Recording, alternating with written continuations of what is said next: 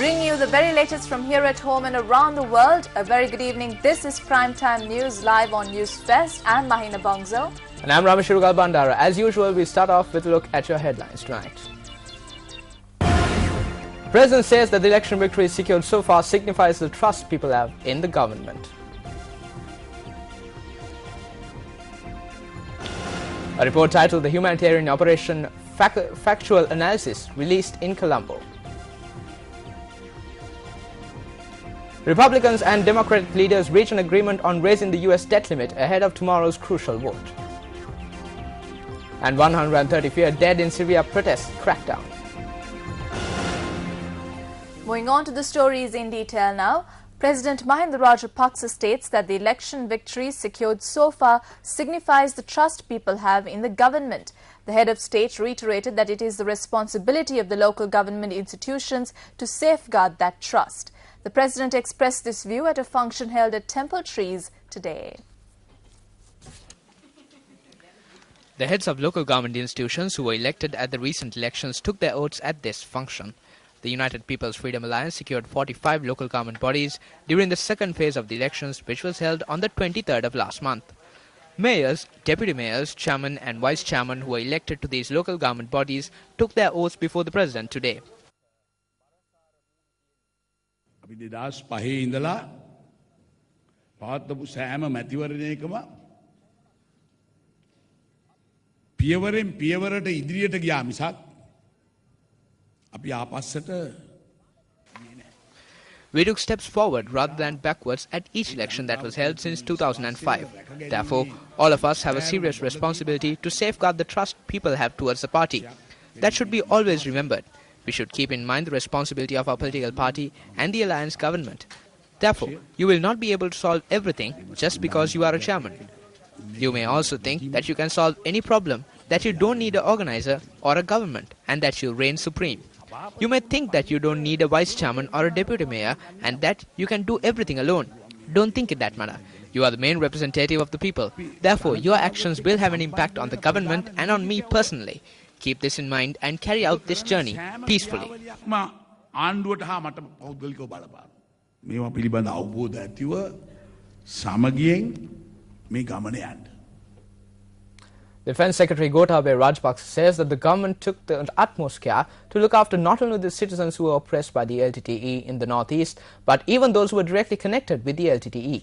He made this comment at an event held in Colombo today.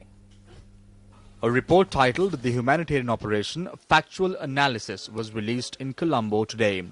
The 161-page report was released under the auspices of Defence Secretary Gotabaya Rajapaksa.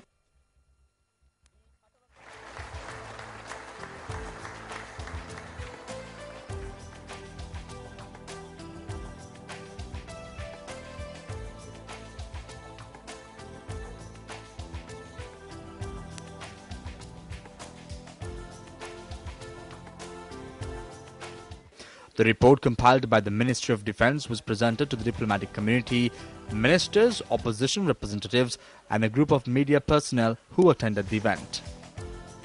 Whether assurances had been given or not, more than 11,000 LTT cadres, including several LTT leaders, have not only surrendered, have been rehabilitated and reintegrated to the society. But nobody has communicated anything to the responsible authorities about these two particular people that are being spoken of as surrendering on that particular day.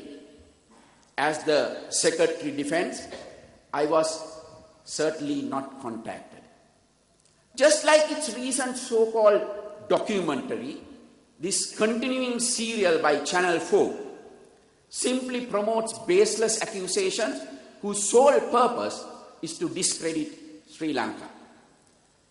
It is an attempt to tarnish this country's image and divide our people. It is an attempt to set back the peace that has been won after 3 painful decades.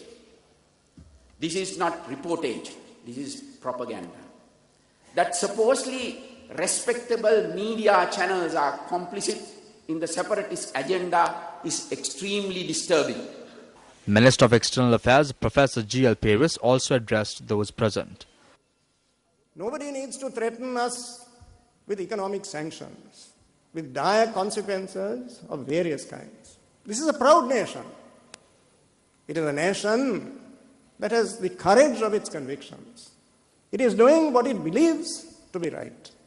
And these are steps that we are taking at the right time, in a balanced and measured way, in response to the wishes of the people of this nation. What we want is goodwill, cooperation, friendship, to carry this country forward at a critical juncture in our contemporary history. We do not want hostility, confrontation, polarization, or judgmental postures. All that has been said here this morning is nothing less than a fervent appeal to the international community to do justice by Sri Lanka, to listen to Sri Lanka's voice, to look at the evidence dispassionately and objectively, and to help us to carry this country forward into a bright and prosperous future.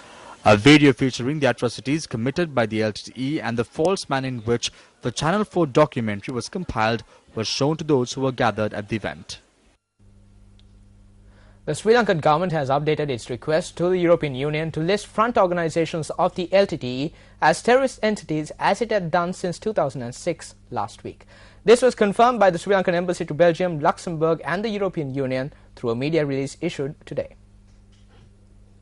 The release noted that this call was made as the European Union, through Council Implementing Regulation number 687 of 2011 of 18 July 2011, published in the Official Journal of the European Union on 19 July 2011, relisted the LTTE as a terrorist entity. In the recent update to its application for listing of LTTE front organizations handed over through the Sri Lankan embassy in Brussels accredited to the EU, the Sri Lankan government detailed action taken against the LTTE and activists of the LTTE front organizations by member states of the EU.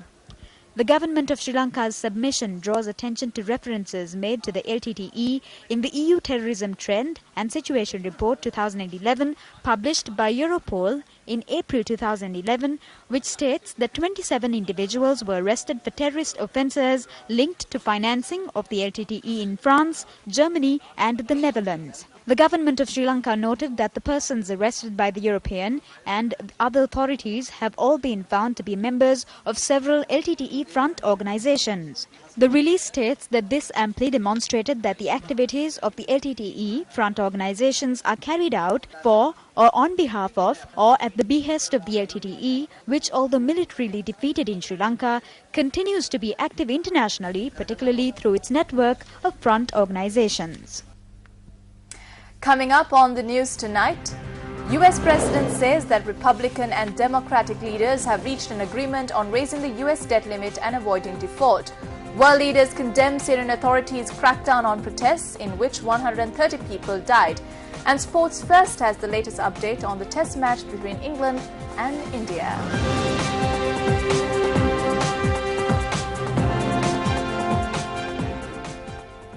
Stay tuned as details of all those stories are coming up right here on News Fest.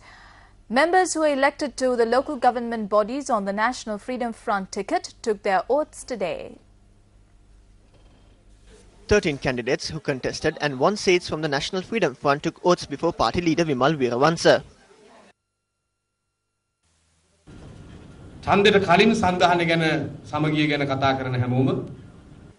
Those who talk about the alliance and unity before the election refer to candidates of the National Freedom Front as JVP fellows from the time they start election activities. They say don't vote for those JVP fellows. During elections, we are JVP fellows, but after the elections, we are again members of the National Freedom Front. When the United People's Freedom Alliance faces difficulties, then they look at us.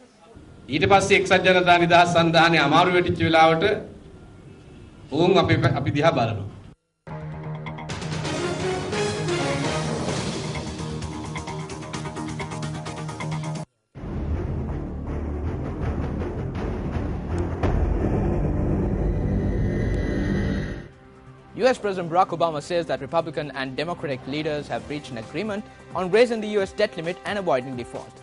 Under the proposed deal, the US debt ceiling would rise by up to $2.4 trillion. In return, Congress has committed to reducing the deficit by a similar amount over 10 years, and a special bipartisan committee will be set up to agree cuts. Congress has to approve the deal. Votes in both houses are expected on Monday. The package is still likely to be a tough sell, with some Republicans and Democrats in the House of Representatives remaining opposed to different aspects. The US faces a deadline tomorrow to raise its $14.3 trillion debt limit, or risk the first default in its history, a possibility that has spread mounting unease through markets. The US president said it was not the deal he would have preferred, but noted that the compromise plan would make a serious down payment on the US deficit. There are still some very important votes to be taken by members of Congress, but I want to announce that the leaders of both parties in both chambers have reached an agreement that will reduce the deficit and avoid default, a default that would have had a devastating effect on our economy. Now, this process has been messy. It's taken far too long.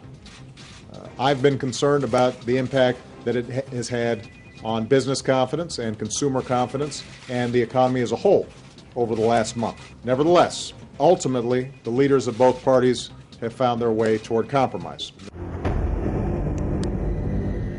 Democrats and Republicans in Washington have been deadlocked over finding a way to cut spending and raise the debt limit as tomorrow's deadline approaches. However, in recent days, the Republicans who control the House of Representatives and the Democrats who control the Senate have rejected plans drawn up by the rival party in an unprecedented political battle. The US limits by law the total amount of debt its government can run, and the Obama administration has been under mounting pressure over how it would continue to pay bills and costs like salaries if the limit was reached. In Tokyo, shares rose 1.7% after Obama's announcement, and the dollar rose briefly above 78 yen from 76.7 yen on Friday.